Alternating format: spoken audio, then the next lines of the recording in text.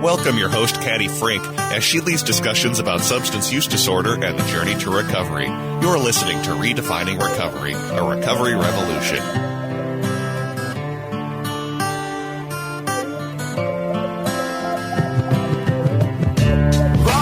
Gotta get that jam going, just kind of get the music and the body flowing. Hey, welcome to Redefining Recovery, a recovery revolution here on AM 950, the progressive radio station.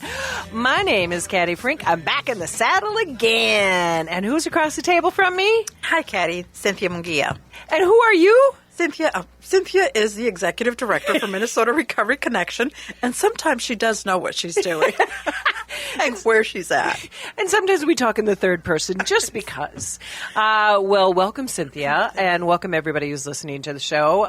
Last week you had the incredible Sarah, Darnell, and Eli doing a show while I took a day off. So I hope you all enjoyed the show on Saturday. They were a marvelous team. I listened, and they were just talking about all kinds of good recovery stuff.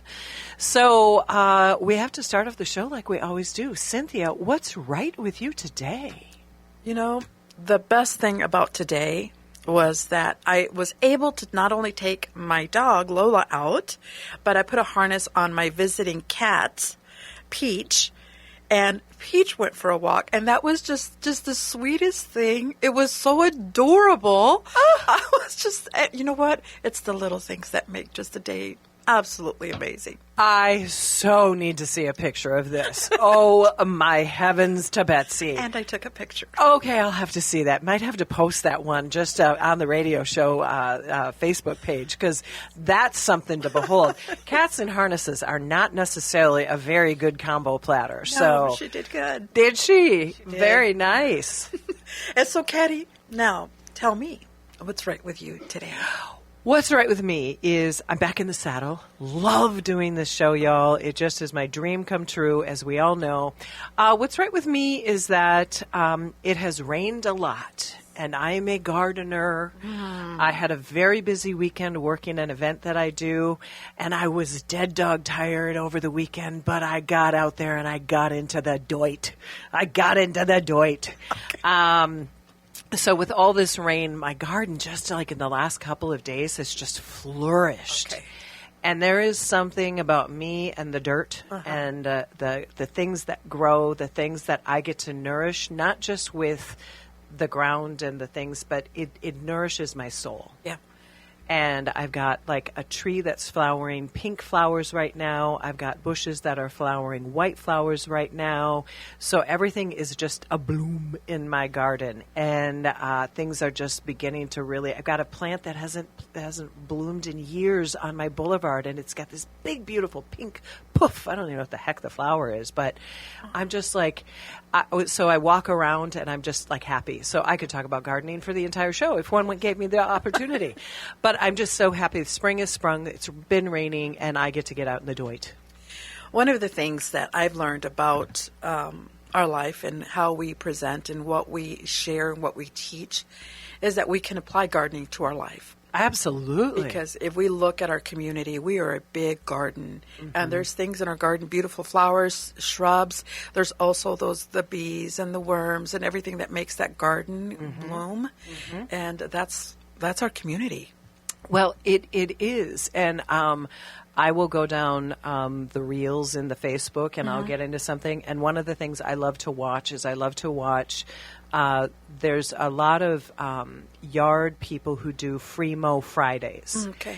And one of the guys that I watch regularly, he will cut a yard for someone, but exactly to your point, there is a point when the dandelions are in full force, and a lot of people think, "Oh, I got to kill all those weeds." He purposely does not mow when there's a huge crop of them because the bees need them. You know, when we think about how life goes on, everything is there intentionally. Right. And it's so important to recognize. I was just listening to, when I was coming in here, history. History will repeat itself. And a lot of people think about today and tomorrow and yesterday, but they don't think about 10 years, 20 years, 30 years, 100 years away. And like a garden, we need to Cultivate. nurture it and cultivate it. History, we need to respect it, and it makes me think about recovery, because we all have this story, Yes. this history of who we are. We were born, then we have life, and then we have circumstances. We might find our substance use disorder because we had circumstances that got in the way, and then we begin to tell a new story, Right. and build a new history. Yeah. That we get to then share with people, which is literally what brought me to this table today. And I love my garden, but your analogy just helps kind of tie it all together, because we're always having to nurture. If we don't nurture, we don't grow. We don't grow. And in that, going along with that thread, in that you're leaving a legacy for someone else that will pick up the baton and continue this race based on what you built. And we may never see the end result of it, but others will benefit from it. Well, that brings me to something. There's a gentleman by the name of Sean used to work at Recovery Community Network up in St. Cloud.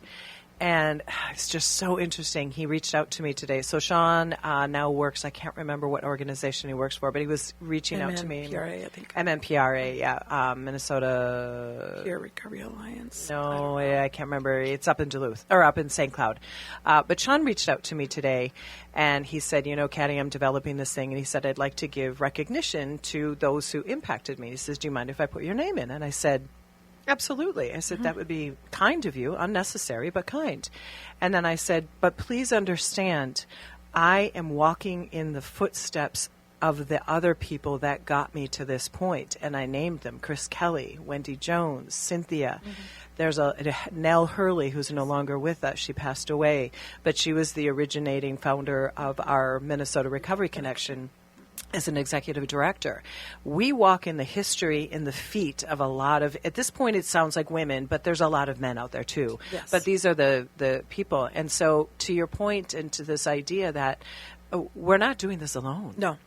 This is a group effort. This whole recovery movement that we're in, it's all about people, and it's all about people wanting to get better, or people that are struggling, and how do we walk with them? The essence of Minnesota Recovery Connection: advocacy, peer-to-peer support, and education. I almost forgot education, even though I am in the training right now.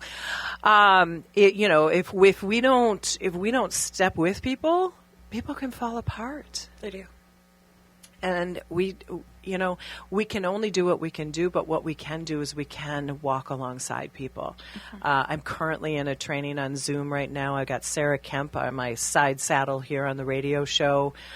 She's running Motivational Conversation today, and I said I'd mention a few names if I can. I can remember them all. Okay, let's see if I can do it. Okay, if I can remember my students in the class. We have Awas, we have Gulad, we have Shukia, we have Dylan, we have Mitchell, we have Will, we have Krishna, we have, heavens to Betsy, we have... I think there was an Adrian in there. No, let's see, I'm looking at the names of my Zoom boxes with my eyes closed. There's a few other, I'll see if I can remember their names. But what I want everybody to know is that when I, at Minnesota Recovery Connection, get to be with a group of 13 people that I've got on Zoom right now, what I get to do, and I always say this to them when I close the class, is that you are my legacy. And I don't know, to your point, Cynthia, I don't know what you're going to do or how you're going to do it, but carry on, carry through, carry forward. Right. Because that is how we do this work, is that we just walk alongside people. If they never do the job, that's fine, but they're better humans. They have learned something. They've learned something, and it's all about a teaching moment. So we're about ready to wrap up our first segment. Where did that 10 minutes go? Gardening. Gardening. The fruits of our labor. Yes. Yes. So We're going to flip the script here a little bit. When we come back, we're going to change seats, and Cynthia is going to actually interview me. We decided to do something fun. She's actually got some questions. I'm kind of scared here a little bit. But thank you for listening to Redefining Recovery, Recovery Revolution here on AM 950, the progressive radio station extraordinaire. We'll see you on the other side. Mm-hmm. Thank you for listening. Thank you, Caddy.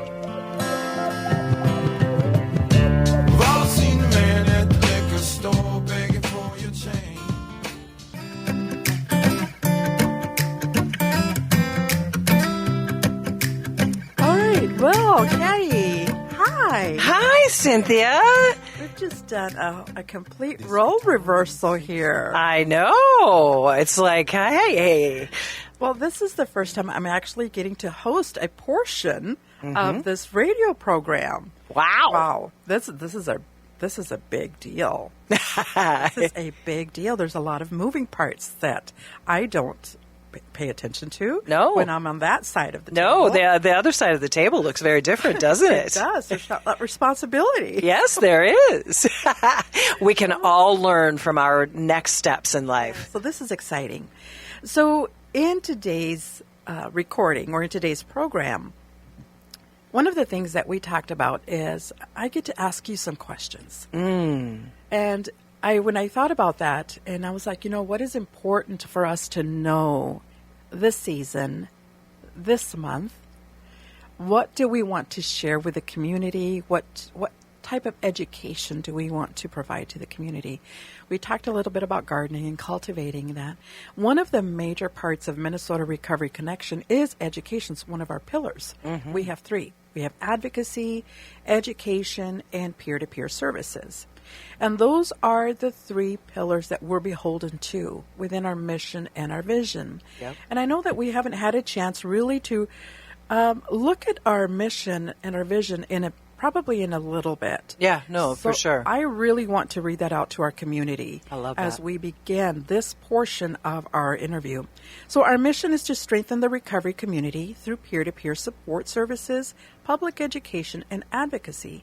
And our vision is where we envision a world where recovery from addiction to alcohol and other drugs is understood, promoted, embraced, and enjoyed, and where all who seek it have access to the support, care, resources that they need to achieve long-term recovery.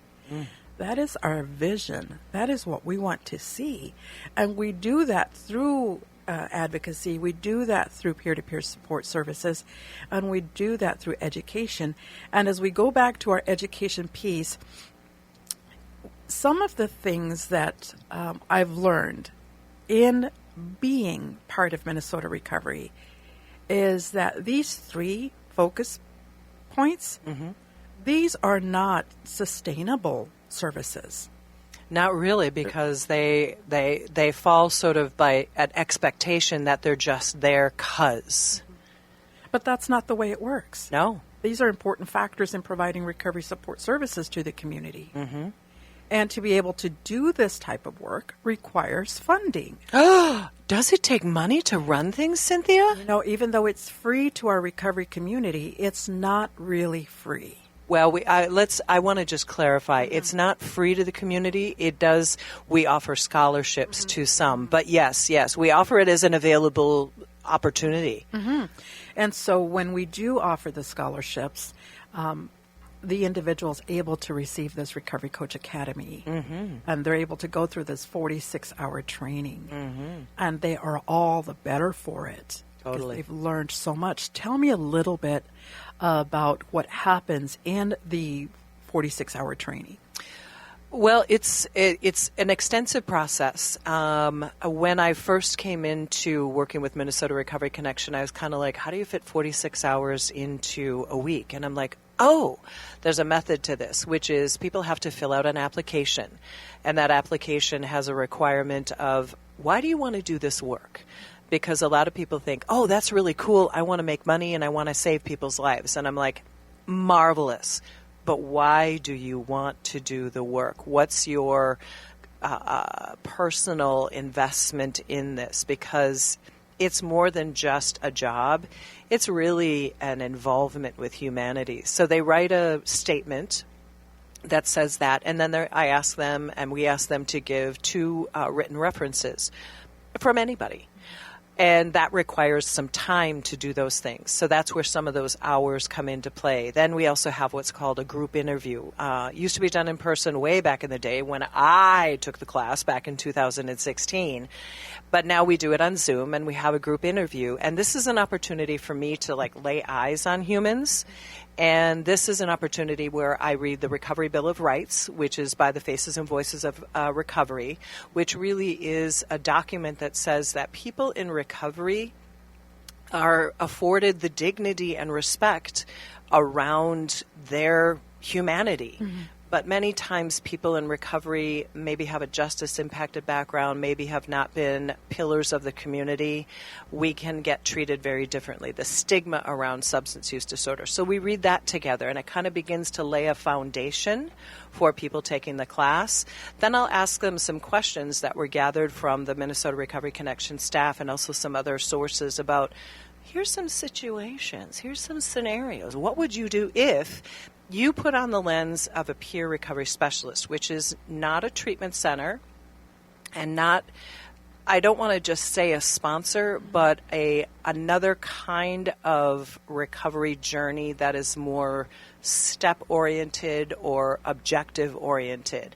I call it the squishy middle. What would you do with your lived experience and your story to help somebody find their path for their recovery? So we kind of go through a little bit of that. And then in the class, really it's laying down the foundational pieces. Like yesterday in the class, we talked about what is a peer recovery specialist. We talked about what is an all recovery meeting, which is an entirely different style of recovery group that gets together and talk about physical, emotional, spiritual, and mental health. Mm-hmm. And then today we're talking about motivational interviewing and how do we talk to people? How do we ask a really good question? Mm-hmm. How do we get more information? Just like in an interview, your boss, your potential boss has to know what do you have skills around, but most importantly, it's like, how do you ask a good question? Because we go, hey, how you doing today? Good. Good. Hey, what's your best part of your day, Cynthia? There is an open-ended question. Did you have lunch today? Yeah. Hey, what did you have for lunch today? Exactly. And these are the things we try to help people with. Mm-hmm. And I have had more times than not with all of the incredible training I've been able to do when people come back the next day or another time and they say, I used those open-ended questions on my family and I got so much more information. Than a yes-no. Than a yes-no or a one-word answer. And it's mainly kids. They're the ones who are just going to give you that pat answer. And I just love sort of joshing around with people. Mm-hmm. Say, ask it differently and see what you get. And many parents have said, we've never talked that long before in my life. Then we talk about cultural awareness. Mm-hmm. What does it mean to work with somebody who might look entirely, Cynthia and I have entirely different looks from the outside. Mm-hmm. Our stories have similarity. Our cultures are very different. But at the same time, there's that addiction. Yep. That's what we share. Yeah. So how do we look at someone, what do I need to know about you culturally, environmentally, educationally? And so that's where we talk about the cultural perspective of people. Understanding that if an East African woman, who we have one in our class today, talked yesterday about how she didn't know where she fit because she's actually born in Nigeria, is Somali, is Muslim, living in St. Cloud. Where does she fit? Right. Because she doesn't fit in all those different communities. And she said the reason why she used substances is because she tried to adapt in this community, that community. So this cultural awareness is really important to just sort of okay, what do I need to know about you to get you to where you want to go? Then the next day is about mental health and co-occurring. Mm-hmm. Mental health co-occurring. And I've now sort of built into mental health and co-occurring, I say they play in the same sandbox. Right. Because a lot of times people have trauma as well. And so how do we build in that recognition that trauma may have been part of somebody's experience that brought them to use substances to take away the pain, but then there also might be mental health issues that are on top of that, and then mental health and substance use to maybe quiet the pain. That was my mother's experience. That was my experience. And then we talk about harm reduction, and then we talk about medicated assisted recovery, so MAT. Then we also have a conversation about how do we talk about suicide in our community, and that has really changed in the last many years. I keep droning on. You probably want to ask me a question, but I'm just going to keep on. And then on Friday, what we try to do is talk about the ethics about the work that we do, doing it the right way. We have kind of gotten a bad rap in the past due to some organizations, but I will have my individuals, to the best of my ability, understand you have a job, the job, do it right. If you got a question, ask. Don't just assume anything, because that'll make a out of you and me. And then we talk about the day in the life of what it looks like. Sort of what a peer recovery specialist might look like. So that's the training, and it's a lot of information. It is. And I took that very training, and you were one of the trainers in that group back in 2019 when I was doing my internship at St. Cloud State. I was a fledgling back then. You were a fledgling. You were getting your wings. I was actually getting your wings. And in all of this, with the Recovery Coach Academy, and all the individuals that we work with, and all the applicants, I want to go down to the applicants. Yeah. Many times the applicants that come in and they want to take this training, they do not have the resources to be able to pay for this training. Now, we do offer scholarships because we allow them to volunteer their time to be able to participate in this week-long training. However, we also give them the resources to go seek funding to help offset the cost of this training. I'd like for you to tell us, how many people, Caddy, have you trained? And we went through this report not too long ago. What are the numbers? What have you done as a trainer for Minnesota Recovery Connection? Well, there's a big number. I've trained just about 2,000 people. And I'm like, how is that even possible? But when I first came into Minnesota Recovery Connection, we were doing one a quarter. And now we do basically one a month, one every 3 weeks, give or take. And what I can say is that a chunk of that is because we had a particular grant, we call the COSEP grant, which taught a lot of people in the justice impacted in the prisons in Minnesota. And that is probably upwards of about 400, it's about 200-ish individuals. And so there's a very specific group. Then I've also trained another specific group, and I can't really pull numbers up, but the Native American community. Right. We had some grants back in the day from Department of Health and Human Services, DHS. We've had a walk into the East African community because of the interest and the concerns about that community. We have, because of Cynthia, our executive director, walked into the Latinx community to really sort of help that community. And when we look at this, and this is where this cultural aspect, me, Scandinavian, white chick, I got all that going on. I've got my community that has its problems, but each cultural community has its own specific nuances, thank you, that we're able to help. So the scope of the humanity that I've had the opportunity to be in with all the trainers that I've worked with over the years. We've touched a lot of different humans. Many. And I would say probably, if we were to speak very frankly, with the exception of the ones that were funded by other sources, we probably had about 30% of those pay for it. We've given the opportunity to people to do scholarships quite liberally, and that has, we'll be honest, that's cost us. And so think about that educational week I talked about. People get that for free. That has value. It does. It has value. And there is a monetary value to it. So our trainings right now that we're providing, they have a price tag on them. Exactly. And so what we want to do now in moving forward is really reach out to our donors, reach out to our community. If there is an individual that would want to donate a class or donate funding towards an individual to take this class, that price tag is about $850. Absolutely, yeah. And so this helps provide this peer recovery coach training, the support that they get afterwards. Because we don't even touch the surface when we talk about what else goes into. How many times have these trainees that have been trained elsewhere or even through you come back to you and said, okay, I would like to recap on this. I'd like to touch on this topic again. Help me understand. Yeah. Well, one of the things that we're starting to do with more frequency is also do a preparatory class, an hour long, for individuals that want to get certified. Because ultimately after this class, as we've just talked about, it's all education, all fantastic for doing a job, but then they got to get certified to go work in the field.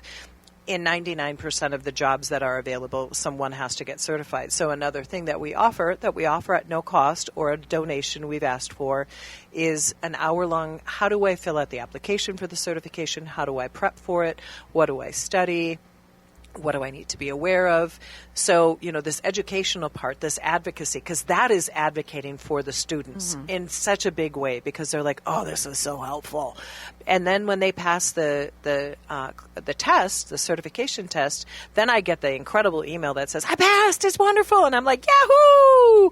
Now that's literally what I say in all of their emails. But they're getting all of this because we care so much, and we want people in our community that are doing the work to be well prepared to help people that are at probably their worst, or a moment where they really just need somebody to listen. And then they also have to continue on with the CEUs, continuing education units or credits that they get. Yeah, and that helps sustain their certification. Just anybody who's out there that understands continuing education for any certified position, yeah.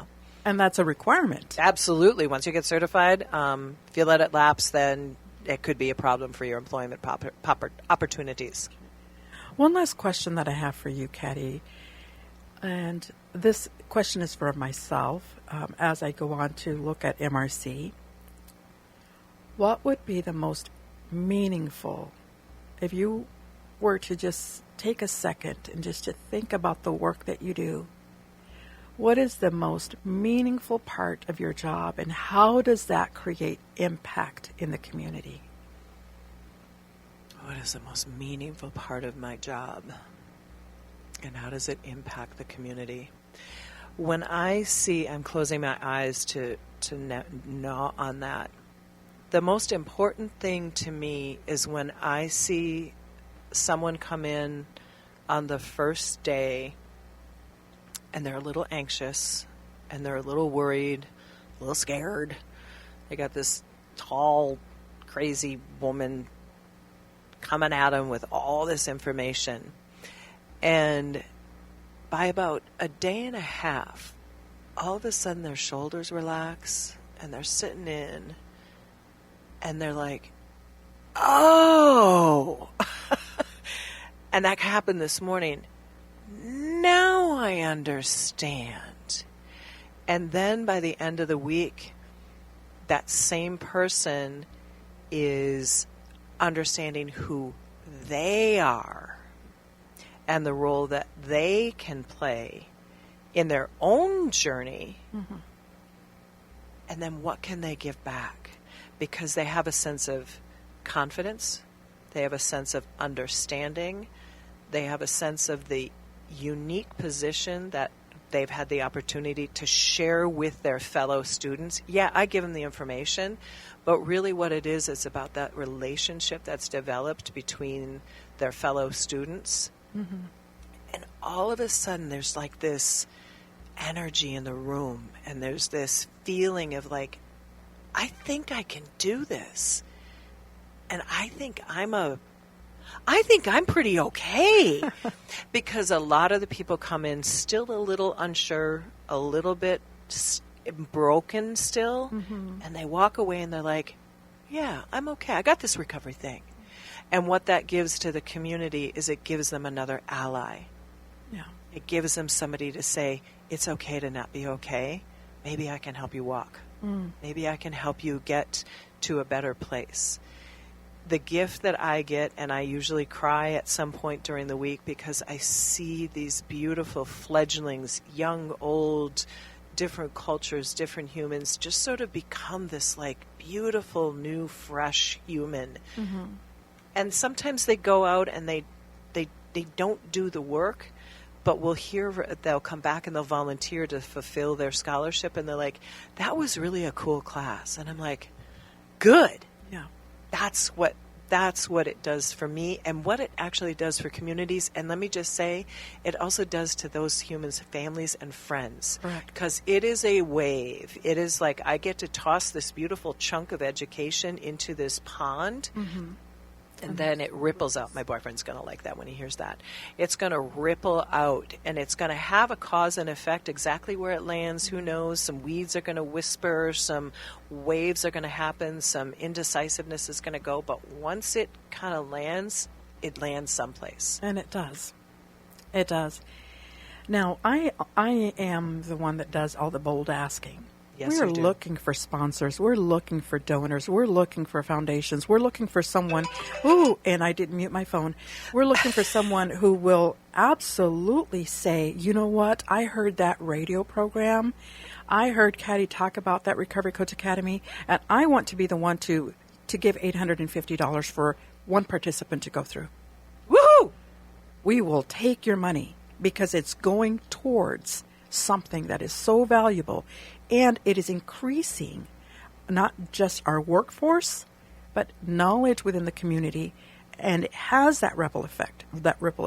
It impacts families. It helps families come up out of poverty because now they can get a job.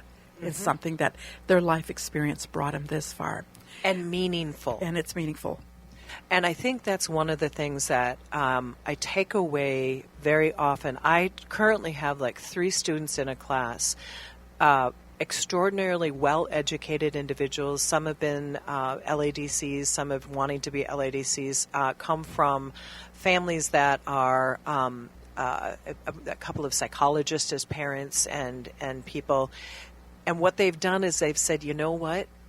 I could do those. 2 of them actually have been somewhere in the law practicing world. And they're like, yeah, I can do that job, but it's not fulfilling. And they're taking this class because they want to give back. It is about a job, but it's about it's about a job that actually gives to the community that they see hurting as well as thriving, and how do we keep that thriving going? It's so interesting. Each class has so many different nuances, but this one is very interesting because 2 people are paralegals, and they're like, yeah, it's good, but it's not enough. It's not enough, yeah. So if someone says, Cynthia says, I want to donate, I want to sponsor a student in your class, Caddy, how do they get a hold of you? They can reach me at Caddy, CADDY, at minnesotarecovery.org, and I will be happy to chat with you, talk to you about what your $850 will do for someone. I can't guarantee anything, but what I can say is I can confidently say is that I will give them the bones, I will give them the practical information, I will give them my passion, my undying support to give that person the best opportunity to do a job to help people become more of what they want to become. Our team at Minnesota Recovery Connection, Sarah Kemp, Cynthia, Darnell, any of the individuals that have actually done the work, we'll sit down and talk to that person, give them some practical advice. We will support an individual all the way through. Yeah. So, with that being said, we are going to be asking you, dear listener, who has taken the time to really listen to this program, and for you to consider sponsoring a participant, a student, an individual that wants to go through this training, and being that part of the garden that provides that seed for this individual to go and get that foundational teaching to be able to go and do good work. Yeah.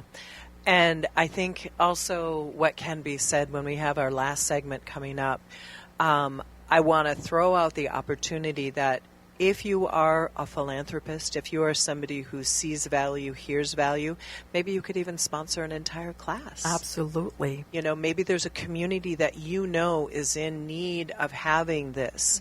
You have a vision. There's other things that we can do trainings on. We'll talk about that in the next segment about what that might look like. So when we come back from Minnesota Recovery Connection, Cynthia is tossing the ball back to me because we're about ready for break time. Yep. So thank you for listening to Redefining Recovery, Recovery Revolution. When we come back, we'll do a little bit more information gathering and other educational pieces. So thank you for listening, everybody, and we'll see you on the other side. Thank you. 6 strings, 'cause without it there's no song. And this house needs love in it.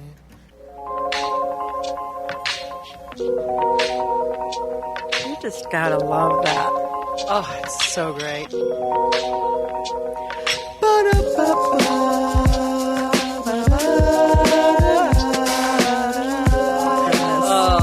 Love that little bit of voice there, a little rocking in your chair. Y'all are doing it. I know that you are listening there. Thank you for listening to Redefining Recovery, Recovery Revolution here on AM 950, the marvelous progressive radio station. So we've just been talking about the importance of education and advocacy. Yes. So Cynthia, you're in the boss's chair. So what else do you got? So Caddy, following up from our previous part of the conversation that we had and how we cultivate this wonderful garden of education that we offer at Minnesota Recovery Connection, the Recovery Coach Academy is not the only training program we offer. No, it isn't. How about you fill in our community and inform us of what else we have at the table? So I mentioned that when somebody either takes our class for being a peer recovery specialist and wanting to get certified, that we are going to run on a regular basis a 1-hour preparatory for certification.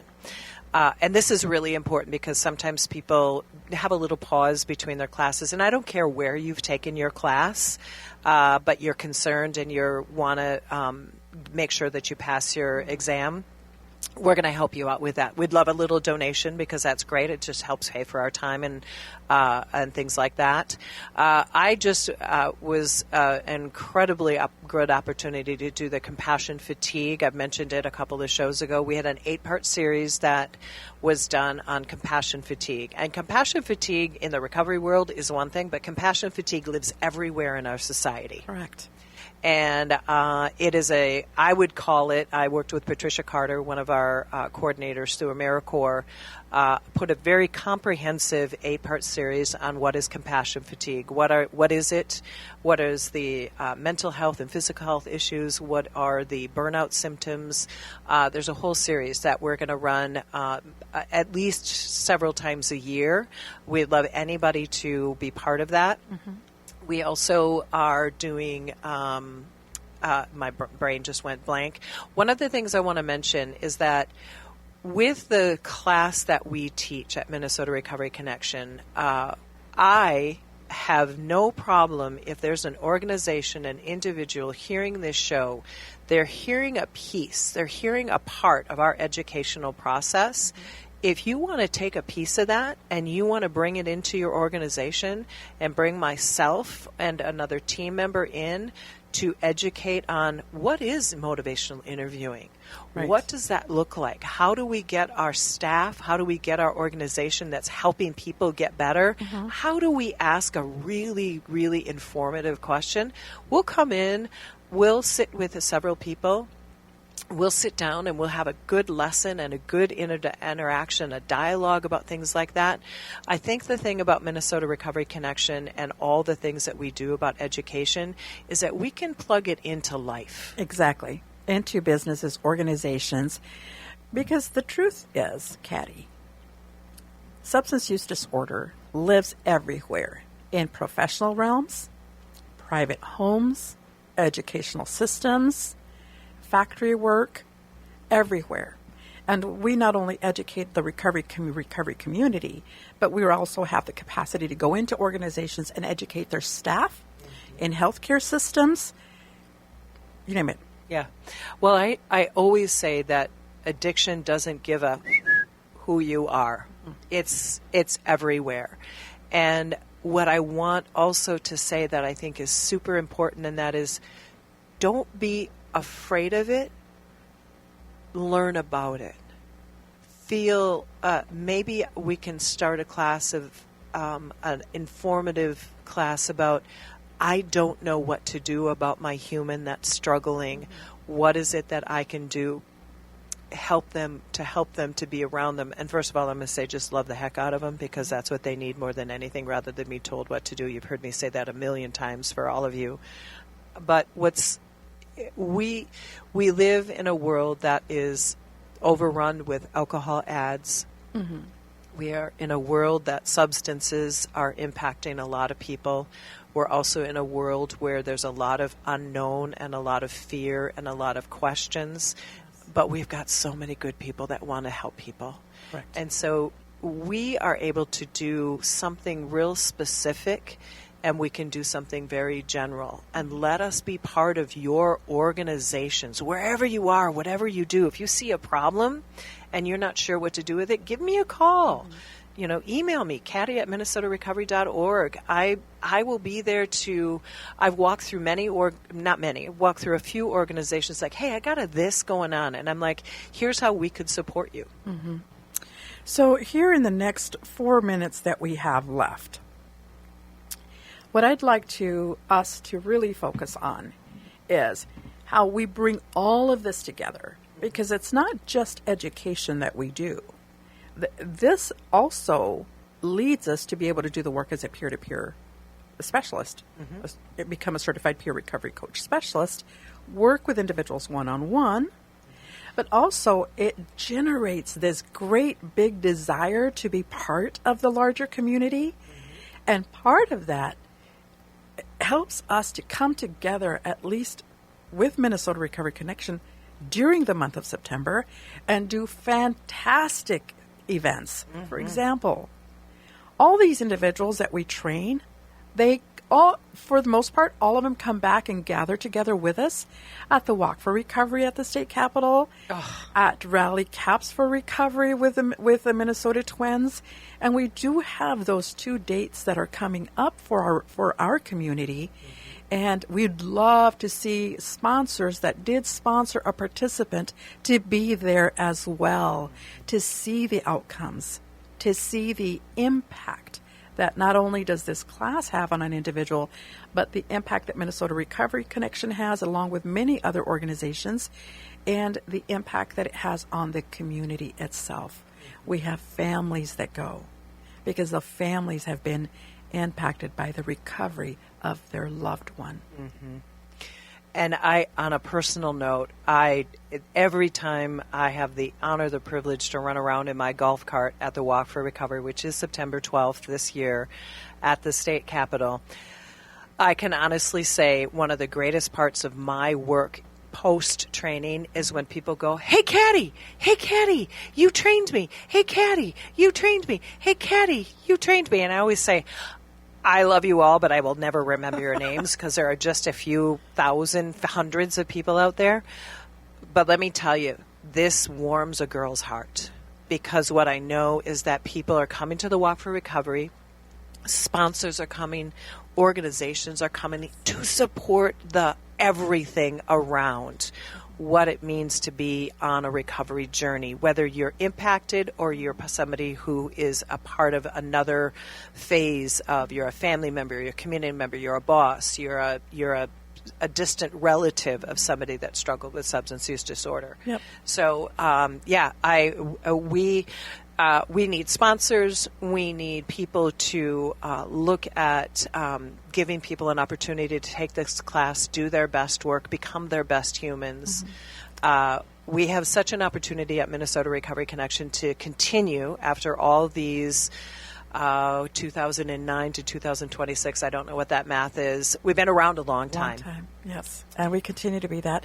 So MRC here, we've got about a little over a minute left. And we really want to just reach out and just share with you, a listener, just share with you the wonderful work that we've done. We encourage you to go to our website, www.minnesotarecovery.org. redefining.org. And check us out. Check us out. We got Check a us out. new marketing camp. We got a brand new logo and stuff. Ooh, yes. we're looking hot. And we have just recently relocated to the Minneapolis area on East Lake Street. Mm-hmm. So, and our headquarters now is in Anoka County, up at Fridley, Minnesota, at the Center for Substance use disorder and mental health. Yes. You're near the university Unity campus up in Fridley. Campus Yes. up in Fridley. So there are lots of wonderful changes that occurred in 2026 so far. Many more to come. Thank you, Caddy, for giving me this time to ask you questions. Yeah. This is a part that you absolutely love is teaching. I do. Thank you all for listening. My name is Caddy Frink, your host on Redefining Recovery, your Recovery Revolution on AM 950. We also have Pride Festival. I'm looking at the Pride flag here. We are going to be at Pride Festival on that Saturday. So thank you for listening. Cynthia, say goodbye to the humans. Goodbye, humans. Bye-bye.